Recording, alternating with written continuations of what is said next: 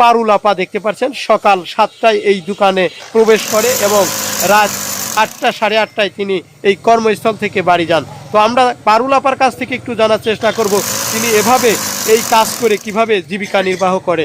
আপা আসসালামু আলাইকুম। ওয়ালাইকুম আসসালাম। আপা দেখেছি দীর্ঘ বছর আপনি খোকসা বাজারে এভাবে কাজ করে থাকেন, তো আসলে আপনার জীবন বৃত্তান্তটা যদি একটু বলতেন।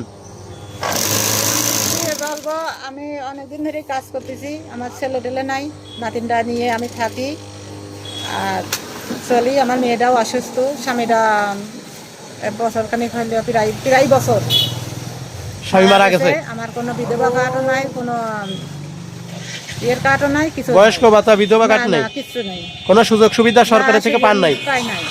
আচ্ছা, আপনি তো দেখি এই যে মেশিনের কাজ করে থাকেন, এই মেশিনও তো আসলে সরকারি ভাবে দেয়, তো আপনি কি মেশিন পেয়েছেন? না, মেশিন পাই নাই। আমার যদি কেউ এই মেশিনটা যদি কেউ একটু দিত তাহলে পরে